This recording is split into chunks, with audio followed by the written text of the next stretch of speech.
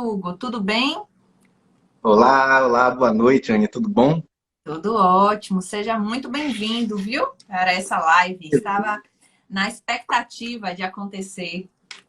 Obrigado, obrigado. Estou muito feliz com o convite. Ah, que ótimo, que bom. Eu fico mais ainda feliz em ter essa sua experiência aqui junto comigo nesse canal, né? Transmitindo os seus conhecimentos de tantos anos aí de lida dentro dos juizados especiais. Ah, é um prazer para mim, é um prazer estar aqui com você. Como professora, como amiga, isso para mim é uma satisfação tremenda estar aqui com você. Que bom, Hugo. Conta pra gente um pouquinho da sua história, para as pessoas que ainda não te conhecem, saber um pouquinho mais. Então, olá, gente, boa noite. Estou vendo aí o aluno João chegando já. Meu nome é Hugo Santana, eu sou advogado, sou professor de prática jurídica e por mais de 10 anos eu fui assessor de juiz na turma recursal dos juizados. Então, foi lá onde eu aprendi, né, do zero, né, todo mundo aprende do zero, né, ninguém tem um ponto de partida de conhecimento, a gente sempre não tem nada, mas para mim foi um desafio, viu, Anny? Foi um desafio porque quando eu formei em direito, eu já era servidor, né, e eu achava que a prática ia ser assim muito tranquila, né? Eu fiz uma boa faculdade, fui bom aluno de processo civil, era estudioso, concurseiro. Ah, tá tudo tranquilo. E aí, quando eu finalmente concluí a faculdade e que eu fui convidado para ser assessor lá na turma recursal, aí é que eu percebi que o meu caminho estava só começando, né? Eu percebi porque, Anne, é incrível como na prática a gente não consegue concatenar direito o que a gente aprendeu. A gente sai da faculdade cheio de conhecimento.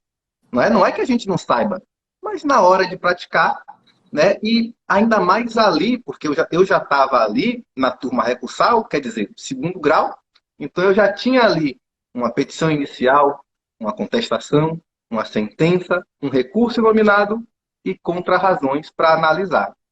E eu não sabia o que fazer. E Muita aquilo me deu. novidade, né? Em um momento e só. a- Exato, era muita coisa para analisar um grande volume de processos, Anne. Assim, quando eu cheguei lá era um mutirão, então era literalmente um galpão abarrotado de processos.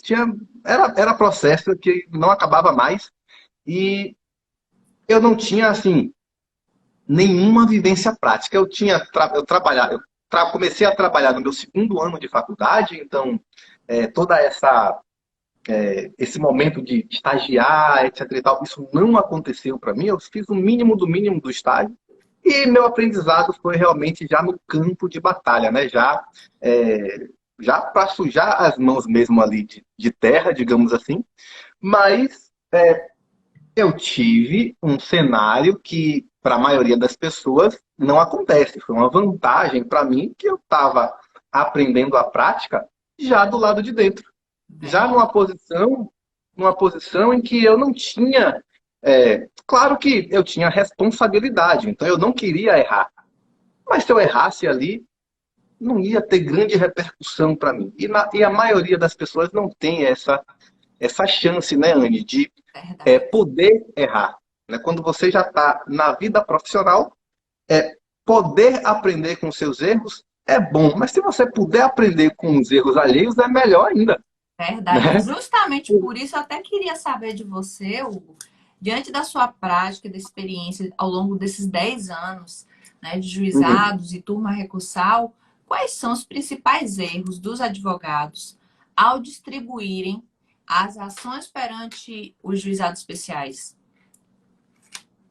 Anne, são muitos erros, são incontáveis quase, mas a origem da maioria dos erros em juizados é o advogado querer aplicar o CPC em circunstâncias que não são, em que o CPC não é aplicável nos juizados.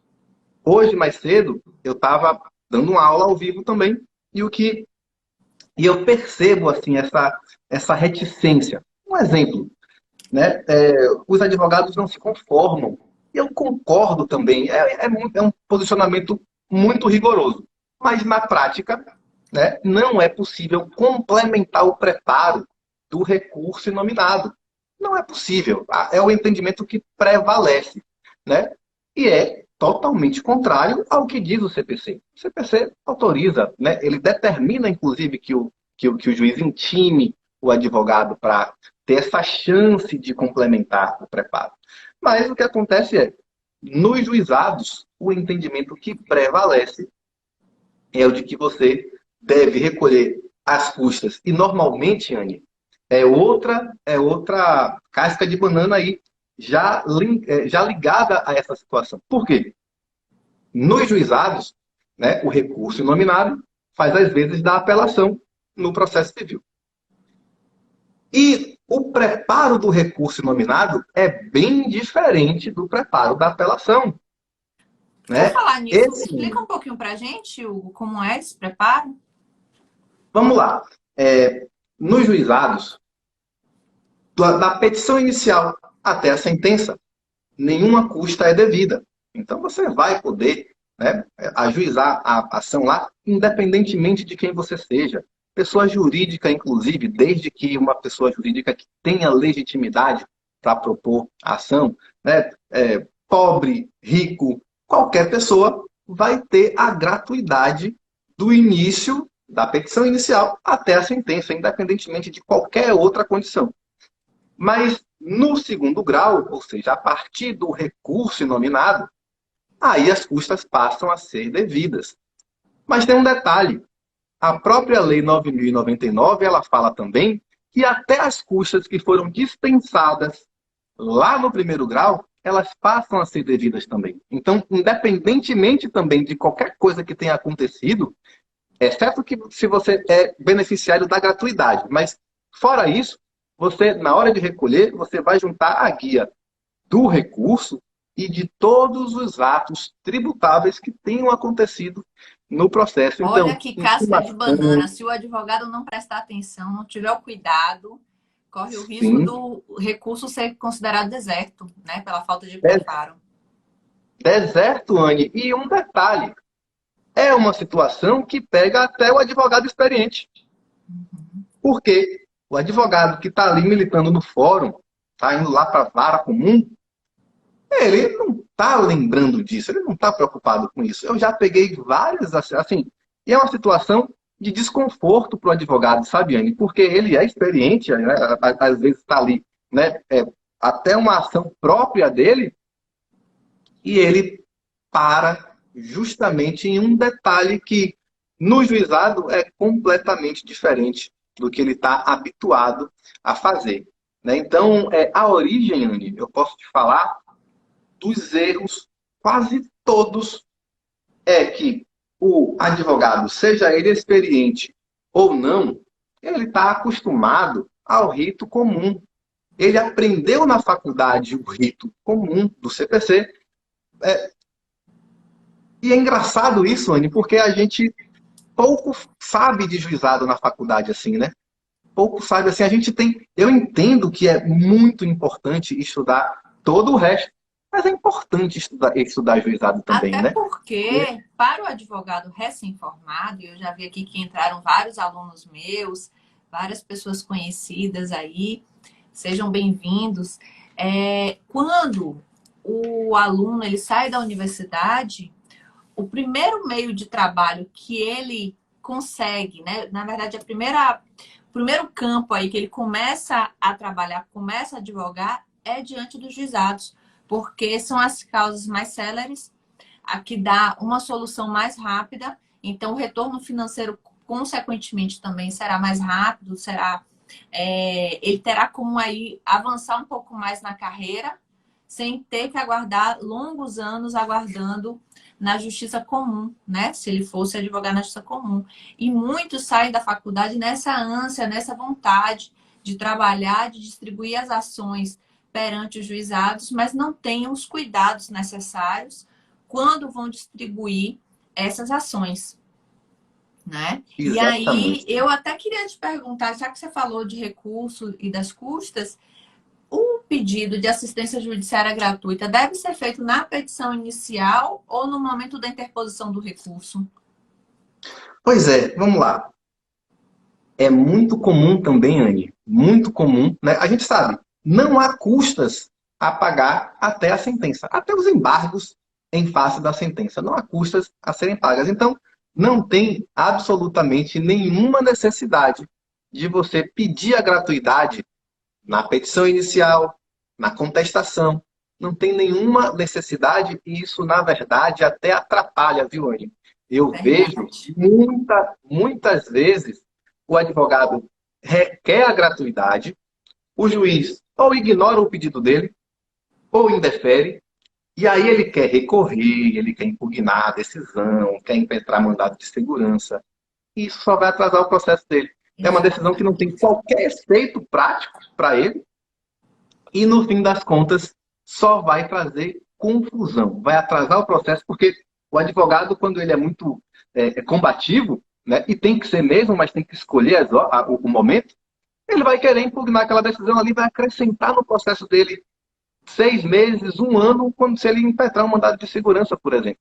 Né? Isso. Então, não há nenhuma necessidade. O momento de você requerer a gratuidade é no recurso inominado. É mais ou menos como está lá no CPC também, né? Em relação aos outros recursos. Quer dizer, se você vai pedir a gratuidade ali, você abre um tópico no seu recurso inominado, informa que não junta a comprovação do preparo, porque seu cliente é beneficiário da gratuidade e aguarda, né? Aguarda. O juiz, então, aí a bola está com ele, né? E Ou o aí eu juiz, queria te perguntar, quem é que analisa esse pedido de assistência judiciária gratuita? É o juiz que julgou o processo ou o juiz da turma recursal, quando o recurso chega à turma recursal? outra ótima pergunta. Isso também é motivo de briga quase entre os advogados.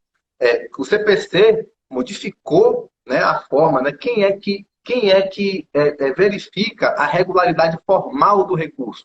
É o juízo ad quem, né, exceto os tribunais é, superiores. Mas no tribunal, no juizado, é um entendimento de enunciado do FONAGE, diga-se de passagem. De fato, não há lei que determine, não há norma expressa que determine, mas esse entendimento vem sendo bem aplicado, Anny, que é o quê? Inclusive, na transição, né, do CPC de 73 para 2015, houve uma certa celeuma. Né? Então, o juiz do juizado parou de verificar a regularidade formal por um tempo, até a chegada desse enunciado. E hoje é um entendimento bem tranquilo, pacífico mesmo, de que há ainda nos juizados a dupla verificação da regularidade formal do recurso. Então, o juiz lá do juizado tem que verificar o advogado que interpôs o recurso, que assina o recurso, ele tem procuração? Está tempestivo o recurso? Está preparado? E uma questão importante para juizado, ainda mais no juizado.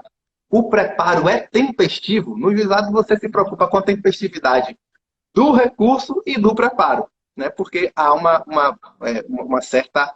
não há a necessidade de você, já na interposição do recurso, comprovar o preparo. Mas tudo isso o juiz do juizado vai analisar, ele vai afirmar, né, que o recurso cumpre a regularidade formal toda e vai mandar o processo para a turma recursal.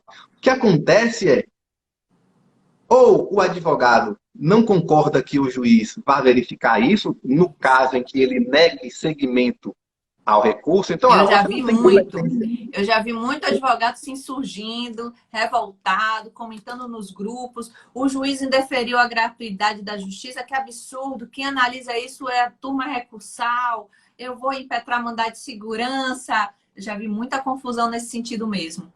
Sim, sim. E de fato acontece, né? Então, o juiz do juizado ele vai verificar, olha, é, além de tudo, vou verificar aqui se a parte de fato é merecedora da gratuidade. Ele verifica, se assim entender, manda o processo para a turma recursal e lá a turma recursal dá a última palavra. Então, a turma recursal pode voltar atrás, quer dizer, voltar atrás não, né? Pode decidir Revogar, diferente revogar do que o juiz entendeu. E eu dizer, ó, o juiz lá falou que estava tempestivo, mas está intempestivo. Falou que estava preparado, mas não está preparado. Falou que faz jus à gratuidade, mas não faz jus. E aí ele revoga. Né? Então você tem essa possibilidade de, na turma recursal também, o juiz simplesmente revogar a sua gratuidade e aí você, das duas, uma. Na verdade, a prudência máxima diz o quê? Ó, na dúvida, vou intimar o recorrente para demonstrar aqui que ele, de fato, é merecedor da gratuidade. Né? O juiz mais cauteloso, ele faz assim. E os mais apressados, eles revogam a gratuidade, mas dão prazo para o recorrente comprovar o recolhimento das custas. Olha que aula maravilhosa, que satisfação. Hugo, aproveitando, eu tive também algo que sempre me perguntam na sala de aula e os colegas, né, como um todo, e que gera muita revolta entre eles, é o seguinte: muitas vezes a multa diária, as astrentes aplicadas em um processo, são reduzidas de ofício pelo juiz. Simplesmente o juiz não concorda o valor daquela multa diária, e eu já vi multas diárias chegando a 200 mil no âmbito dos juizados, 150 mil, sendo que nós sabemos que a turma recursal, os processos dos juizados especiais cíveis têm como teto o limite de 40 salários mínimos. E aí eu te pergunto, com relação a essas multas que são reduzidas, o que você acha disso? E cabe algum recurso? Tem algum meio, alguma forma, assim, algum caminho que os advogados podem se utilizar para combater essa redução dessas multas? Anny, sobre isso a gente poderia conversar aqui seguramente por mais de 2 horas e eu não ia esgotar o tema. Mas vou Que resumir. bom, pessoal. Então, Eu quem tiver mais dúvidas e quiser se aprofundar no tema, o Hugo ministra vários cursos, então fica aí a deixa, né? Aproveita aqui a oportunidade para convidá-los a fazerem os cursos para ouvir sobre esse tema por mais de 2 horas, porque aqui, infelizmente, o Instagram, daqui a pouquinho, com 1 hora, ele elimina, né, nossa live. Mas, Anny, inclusive, eu tenho um curso gratuito que vai começar no dia 10 de maio, Anny. Para Olha se que inscrever, é só maravilha. clicar no link que está lá na minha bio. Eu vou me Tá? inscrever, com certeza, eu também quero. Participa assim que você vai adorar. Viu? Olha só, vamos falar sobre as astrentes, tá? Eu vou tentar ser conciso, mas dar um panorama bem interessante para todo mundo. A primeira questão, Anny, é as astrentes, elas não precisam se limitar ao teto do juizado. Tá? Isso, para mim, é mais claro do que qualquer outra coisa. Tá? É óbvio que não é, e não sou só eu que estou dizendo isso. O STJ já julgou diversas vezes. Não é assim um julgado isolado, não. Tá? A multa processual, ela não precisa se limitar ao teto do juizado. Assim como a multa do 475J, desculpe, né, do 523, a multa multa por litigância de má-fé, todas essas multas, né, honorários de advogado, correção monetária, juros, nada disso deve se limitar ao teto. O teto do juizado diz respeito ao objeto principal da ação, tá? E deve ser verificado somente no ajuizamento. Tudo que passou dali não pode ser objeto de renúncia, nem pode ser extirpado da execução, nem tampouco, como eu já vi também, ter que ser executado na justiça comum. Nada disso. É no juizado que você vai resolver seu problema. Tá? A premissa é essa. Agora vamos lá. As astrentes, elas podem ser fixadas na liminar, na sentença, até depois disso. Até depois. Né? A parte que é problema para a gente é que elas não fazem coisa julgada. né? Então, assim, de fato, o juiz pode reduzir de ofício a multa processual, a multa periódica.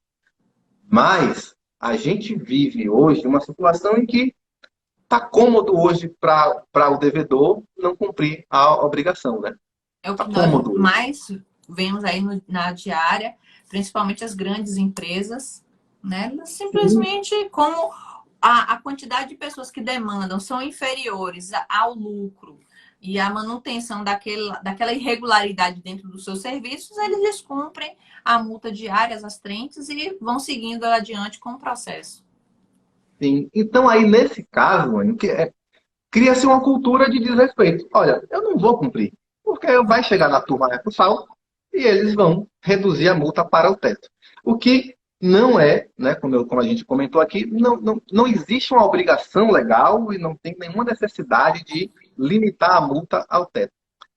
Agora, superado isso aí, Anny, o que acontece? A gente tem diversas formas de atacar essas reduções da multa processual. Isso aí é que gera uma grande confusão. Porque a multa processual, assim como ela pode ser estabelecida em qualquer momento no processo, ela também pode ser reduzida em qualquer momento, né? Então, logicamente que uma vez que a multa já na fase de execução já foi fixada na turma recursal, você aí não pode mexer mais. Não é exatamente coisa julgada, né? Está estabilizada ali a decisão.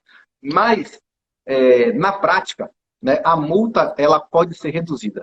Na sentença de conhecimento, né, às vezes o juiz fixa a multa na liminar e na própria sentença ele já, fixei a multa aqui pelos cálculos já deu 100 mil reais, eu vou reduzir para 20 mil. Acontece na sentença.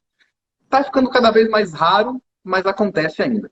Né? O momento ideal mesmo, tecnicamente, é deixar essa multa chegar lá na fase de execução. Né? Aí você pode rever, reduzir, até excluir, se for o caso. Mas a multa que é reduzida na sentença, seja ela a sentença de conhecimento ou a sentença dos embargos à execução, aí essa redução ela vai ser atacada através do recurso inominado. Né? Porque a sentença ela é impugnável através do recurso inominado. Ponto. Aí não tem dúvida. A grande questão, Anny, é que, às vezes, é sentença, mas não tem nome de sentença. Né? E a gente tem que se ater à forma e não ao A conteúdo nomenclatura é o que eu e sempre não falo para os meus ao alunos, título, né? né? Às E não vezes, ao título. principalmente na história comum, às vezes digitam lá decisão no cabeçalho e na verdade se trata ali de uma sentença. Então a gente tem que observar o conteúdo, né? A fundamentação, ver se tem um dispositivo, justamente para poder interpretar se trata de uma decisão ou de uma sentença. Exatamente. Nesse contexto aí é que, se de fato é sentença, né, é recurso inominado e você tem que ter essa, essa percepção, né, essa sensibilidade para entender que aquilo, às vezes, não tem o título de sentença, né, mas é uma sentença. Mas quando ela não é reduzida em sentença, mas em outro momento, aí é que a gente tem outra celeuma. Né? Por quê? Se é uma decisão, não é uma sentença, né? E que Provavelmente reduziu a multa, o advogado já estava feliz, alegre, que o seu cliente ia receber 100 mil de multa diária pelo descumprimento, foi reduzida para 20 mil, como você comentou, nessa fase, por meio de uma decisão, e agora o que é que faz? Pois é. Aí, bom, não é sentença, é então uma decisão interlocutória. Na Bahia, né, e provavelmente, né, sua audiência é todo mundo daqui da Bahia, na Bahia isso é muito tranquilo, ainda. É mandado de segurança, tá? Mas tem uma polêmica danada, viu? Por quê? Muita gente defende a utilização de um recurso mesmo, né, de um agravo. Ora, no juizado não cabe, mas São Paulo, por exemplo, cabe. São Olha que Paulo, por exemplo, cabe. interessante. Né? Então, a gente tem essa...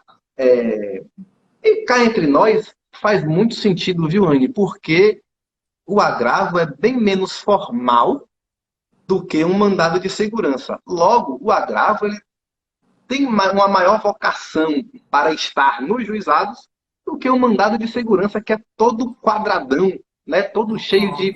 Concordo. o rigor formal do mandado de segurança é muito maior. Mas, enfim, na prática, aqui na Bahia, como se entende que não há recurso propriamente dito contra a decisão interlocutória, você, na prática, numa decisão interlocutória, aí você vai lá para a lei do mandado de segurança agora. Se não cabe recurso, cabe mandado de segurança.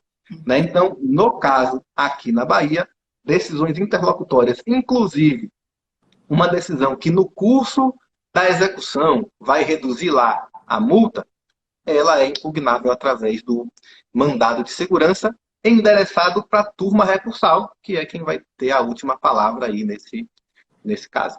Olha que interessante. Até porque aqui no tribunal, na turma recursal, não cabe agravo, né? Os juizados aqui não aceitam, não admitem o agravo, a não ser aquele agravo instrumento para destrancar o recurso extraordinário, só nessa hipótese.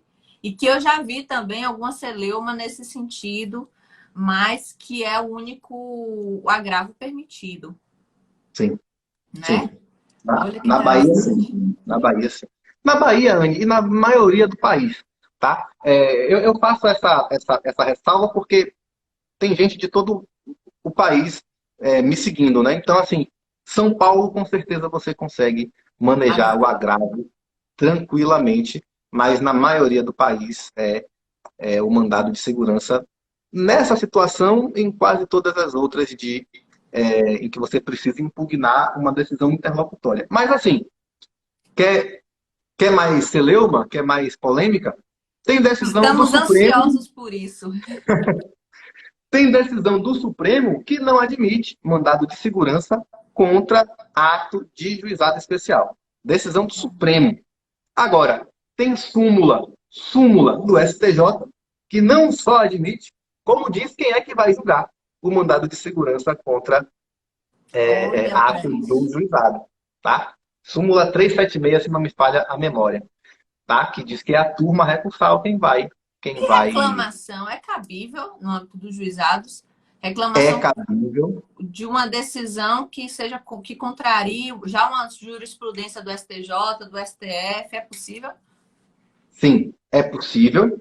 É, agora, outra polêmica. A gente pode ficar aqui Eu só falando estou de polêmica esticando e o puxando aqui dia as inteiro. polêmicas para É, você. cabe a reclamação, sim, tá? Agora, o que acontece? Mesmo que a decisão ela contrarie um precedente do STJ, precedente obrigatório do STJ, súmula, enfim, quem vai analisar isso é o Tribunal de Justiça. A Ótimo. gente. E isso é. Agora, qual é a polêmica? Porque quem fez a delegação, o STJ, através de uma canetada, delegou a competência que tá lá firme, né? Na lei, e disse, ó, não é nossa não, é do Tribunal Estadual, tá? Ou do regional. Então, a reclamação, em vez de subir para o STJ, o STF, vai para o Tribunal de Justiça. Sim, o, Olha o aí que STJ interessante. delegou essa competência. Isso já foi objeto do questionamento dessa constitucionalidade, né, dessa delegação assim da competência por conta. Não sei nem que instrumento foi, não sei se foi uma portaria, enfim. Foi um regulamento, talvez engano, um regulamento do STJ, uma resolução. Resolução, acho que é a resolução 3 do STJ, que estabeleceu, olha, agora não é mais. De fato, eu entendo que abarrotava realmente o STJ de um jeito que ele não tinha estrutura para administrar isso. Mas também daí delegar por meio de uma resolução, eu não sei se foi a melhor, É a verdade. melhor forma. É De verdade. todo modo, Kevin ajudou aí, ó, súmula 376, é aqui fala da competência da turma recursal para julgar o mandado de segurança contra ato do juizado. Agora, uma ressalva, viu, Kevin? Uma ressalva. Se tem como objeto a verificação da competência do juizado, aí quem vai julgar esse mandado de segurança é o tribunal. Hum, É uma exceção da exceção da exceção. olha Inclusive, que interessante.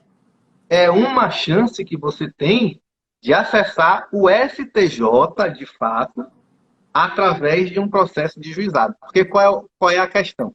Né? A competência originária para julgar esse mandado de segurança é do Tribunal de Justiça e quem vai julgar o recurso nesse mandado de segurança é o STJ. É a forma que você tem hoje de acessar o STJ em um processo de juizado especial, considerando que não cabe aí o recurso especial contra a decisão de turma recursal, né, do juizado. Olha que maravilha, que aula, viu? Estou aqui tão feliz aqui de estar recebendo e compartilhando com vocês dessa aula, está muito legal. Ah, para mim é um Hugo, prazer. eu tenho uma dúvida também que muitas vezes surge. Nós sabemos que existe uma centralização dos atos nos juizados que devem ser concentrados nas audiências, né? E, inclusive, como você falou, a interposição apenas de um recurso, o recurso inominado da sentença na fase de conhecimento ou de um outro recurso na fase de execução. Mas aí, muitas vezes, o juiz, ele arquiva o processo. Na última decisão, na fase executória, ele pode, por exemplo, reduzir a multa diária, ele pode decidir de uma forma diferente, ou não acolher os embargos à execução e ali extinguir a execução.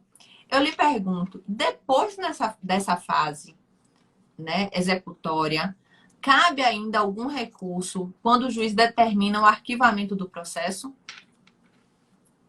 Deixa eu ver se eu entendi. Mas a Eu vejo muita obrigação. celeuma em relação a isso também, muitos colegas me perguntando. Uhum.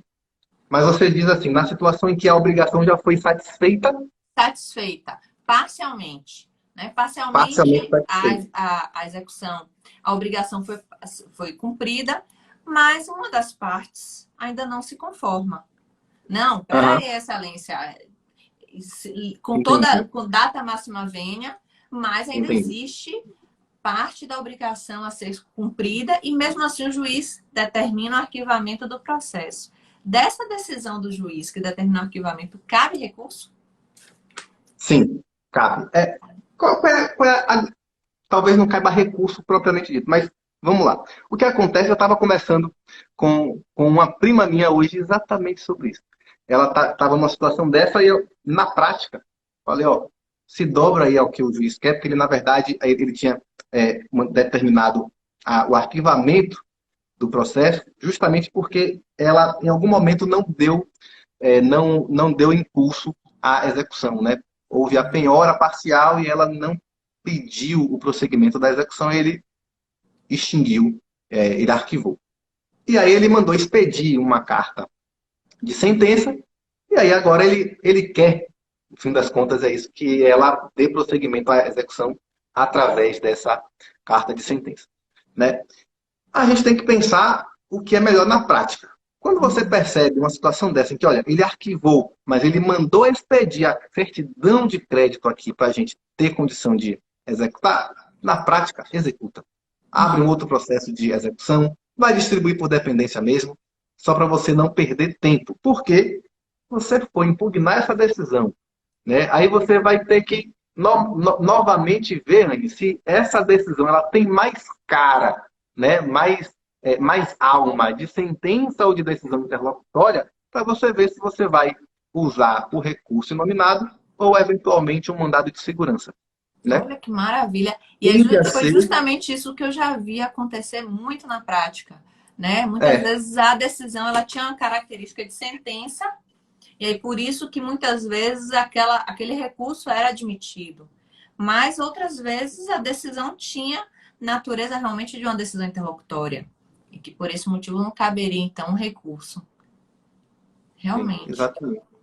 E aí, na prática, é isso aí. Agora, se você ainda tem chance de prosseguir com a execução sem precisar acessar a turma recursal, o melhor que você tem é, de fato, olha, como no caso dessa minha prima. Eu disse, olha, esquece mesmo esse processo, porque a turma recursal hoje é o gargalo que a gente tem, né? Os juizados estão julgando rápido na grande maioria, né? Então, assim, acessar a turma recursal é que é o problema, é o que pode acrescentar aí no seu processo 6 meses, um ano, né? Então, se no caso dela, ele expediu a carta de sentença, ó, distribui por dependência esse negócio, não gaste seu tempo com turma recursal, querendo impugnar essa decisão, não, e toca adiante. Que maravilha, viu? Ô, Hugo, ainda na fase recursal, é muito comum vermos os advogados participando das sessões, realizando as sustentações orais. Quando você, eu queria que você contasse um pouquinho aí da sua experiência, quando você atuava, estava do lado de lá, né, na turma recursal, qual era a influência dessa sustentação? Eu tenho visto aqui muitos alunos entrando, a influência e o peso dessas sustentações orais nas decisões. Você acha que realmente, na vida prática, existe alguma alteração na decisão, alguma influência do advogado que sustenta para obter a decisão que seja favorável ao seu cliente ou é despiciente? O que você acha disso? Ó, vamos lá. Não posso te responder isso sem dizer depende, né? É a resposta basicona do direito. A gente tem uma tendência, e isso é tendência, tá? A manutenção da sentença, né? Estatisticamente, você tem uma tendência de que o juiz, na turma recursal, a turma vai manter a sentença, né? É a estatística. Se você pegar os processos e tal, então você sabe, né, que se você está buscando a manutenção de uma decisão, de uma questão muito batida, negativação indevida, dentro de um valor ali bem redondinho, você já conhece a turma, sabe que o entendimento é mais ou menos aquele ali. No cenário atual de isolamento, em que a sessão de julgamento por videoconferência, ela está ainda bem ela passa por dificuldades, né? Porque ela não é tão dinâmica assim. Então, você pedir a sustentação oral, nesse caso, só vai atrasar seu processo, né? Só vai atrasar. Mas, em tempos normais, Anny, eu sempre digo sustente. Você só tem a ganhar. Só tem a ganhar. Em tempos normais, tá? Por quê? Hoje, com a sessão virtual por videoconferência, se você requerer sustentação oral, seu processo vai lá para o fim do ano. Eu não sei nem onde é que está o final da fila agora, tá? Não sei. Por quê? Se seu processo está em pauta para julgar, ele vai ser julgado daqui a pouco. Eu Mas tive se um você... processo que já foi remarcado ano passado, 3 vezes. A pauta dele agora está para agosto. É um processo Imagina. simples. Que se eu realmente não tivesse requerido a sustentação, mas é um caso bem específico, tem matéria de fato a ser esclarecida, tudo mais, eu vou precisar sustentar. Mas se não fosse isso, realmente eu já teria dado aí a satisfação para o meu cliente. Porque na prática, qual é a vantagem de você sustentar? Na verdade, você não tem nada a perder em sustentar, né? Principalmente o advogado iniciante. Ele só tem a ganhar. Ainda que o pleito dele não seja atendido ali, ele ganha experiência, ele ganha casca, né? Porque não é fácil você estar ali, né, na frente, você está em pé na tribuna, de frente para o juiz. Às vezes isso pode causar uma certa ansiedade para a maioria das pessoas. Mas eu falo, juiz é gente, tá? Às vezes não parece, mas é todo mundo gente. Não vão te morder. Você Verdade. pode estar ali e falar. A grande maioria, inclusive, é bem bacana. Eu conheço a grande maioria dos daqui da Bahia. Todo mundo bem tranquilo, assim. Já trabalhei com boa parte deles. E posso afirmar, lógico que no dia a dia você pode sentir um peso a mais aqui e ali, mas no trato eles costumam ser pessoas bem tranquilas e acessíveis. Mas você que está começando, você não pode ter essa limitação, né? Isso é uma coisa que você precisa tirar de uma vez por todas né, do seu pé, né, esse peso do ombro.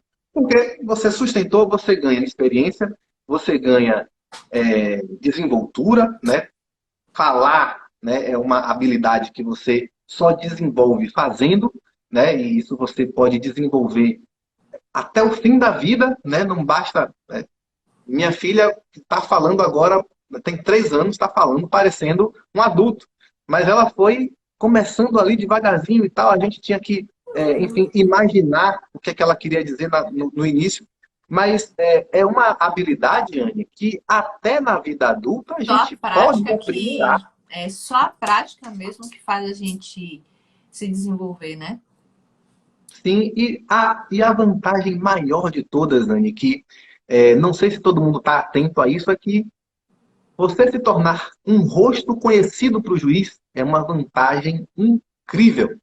Tá? O juiz não vai lembrar seu nome, dificilmente ele vai lembrar, mas, né, isso é um estudo científico. O juiz, não sei se algum dos colegas aí já passou pela situação de estar ali sustentando e o juiz está virado para o lado, está conversando com alguém, está despachando. Tá? Mas quando vem um advogado que ele já viu antes, que ele sabe que está ali, é um advogado que termina, não é amigo dele não, mas é um advogado que está todo dia ali, ele ganha um certo respeito do juiz.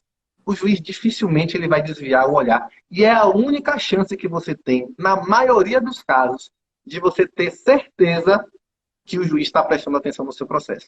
Porque um detalhe aqui, eu não quero assustar vocês, mas o julgamento colegiado ele pode ser uma falácia e o julgamento monocrático também ele pode ser apenas uma ilusão para você. Tá? O que acontece na prática, e aí isso aqui não é uma crítica, mas tenho que trazer isso para vocês, é o seguinte. Quem é que redigiu aquela decisão ali para o juiz? O juiz, né, quando eu saí, Anne, eu saí no ano passado, era normal você ter uma pauta, eram 3 relatores, era normal você ter uma pauta com 600, 800 processos, né? Uma Nossa, reunião por uma semana. uma pauta, turma, para vocês que são estudantes, que entraram agora, a pauta acontece toda semana. Ou seja, semanalmente existia o julgamento de 600 a 800 processos. Nossa, é muito Divide processo. isso aí por 3, e aí agora você divide pelos dias da semana, deixa o fim de semana, vamos fingir que o juiz trabalha no fim de semana, você percebe que é uma quantidade impossível de uma pessoa só É julgar. Né? verdade. Então, tudo isso é para dizer que, em boa parte dos processos, o juiz só olhou a decisão, ele não viu o processo do início ao fim. Tá? Ele confiou aquele processo para um assessor, um juiz leigo, até um estagiário, que é quem de fato analisou o processo e seguiu as instruções do juiz. Como assim? O juiz ele tem, né, um repertório de decisões anteriores. Né? Então ele, ó, minhas decisões da vida estão aqui, toma aqui. Né? É assim que o auxiliar do juiz trabalha. Ele pega as decisões anteriores, faz uma pesquisa, verifica se aquele processo que está na frente dele ali se assemelha a algum processo anterior, ele simplesmente vai pegar aquela decisão, vai transportar para aquele processo e vai levar a julgamento. Então, É o famoso precedente, né? Se já existe isso, precedente ou entendimentos do juiz em processos anteriores, ele utiliza nos processos vindouros. exatamente. E é assim que você tem a certeza de que o juiz, naquele momento, ele próprio pegou o seu processo para ver. É na sustentação oral. Porque mesmo o relator talvez não tenha pego o seu processo. Óbvio, ele pegou a decisão e leu e assinou. Mas ele não tem certeza de que tudo que está naquela decisão ali, de fato reflete o que aconteceu no processo. Ele tem que confiar em algum momento ou ele morre. Né? É Verdade. impossível. É impossível. E isso aqui não tem nada de ilegalidade. Né? Eu sei que decepciona muita gente, viu, Anny? Quando eu falo isso para os meus alunos, né, normalmente eu deixo para falar isso assim muito mais claramente para os meus alunos, porque sei que falar em rede social assim pode chocar, mas não tem nada de imoral nisso. A gente Não, com tem certeza. muito tempo, tem muito tempo que eu li uma entrevista do ministro Ives Gandra, filho, que já foi presidente do TST, mas na época ele era ministro já, mas não era presidente. E alguém perguntou a ele: Excelência, ministro, você tem condição, você olha todos os seus processos, seus assessores, como é seu trabalho com eles? Ele, olha, eu confio que eles vão aplicar os precedentes que eu passei para eles, que eles vão aplicar os meus entendimentos. Por quê? Porque é humanamente impossível hoje. Né? Se a gente quisesse, né, se a gente exigisse que o juiz lesse todos os processos do início ao fim, o processo que na turma recursal hoje está demorando mais de um ano para julgar, acrescente aí 5 anos. É Acrescente verdade. 5 anos. Então a gente chega num momento em que não tem para onde correr, né? Ou a gente trabalha assim, ou, enfim, o sistema vai colapsar. Agora, claro, se você quer ter certeza de que o juiz vai ter um contato mínimo com os fatos mesmo do seu processo, sustente, e essa é a minha orientação, nos casos em que você precisa reformar uma sentença, e você tem uma decisão numa questão muito peculiar que não tem, ou também, Anne, ou também a situação do seu processo parece muito com um precedente, mas não é. E Hum, aquele precedente prejudica o seu cliente. Então você vai ter que sustentar para fazer de tudo para esclarecer ali para o juiz naquele momento. Olha, eu sei, parece muito, mas eu vim aqui justamente para explicar que não é que essa situação não se amolda ao que vocês julgaram previamente. Né? Essa é uma situação muito importante para você sustentar também.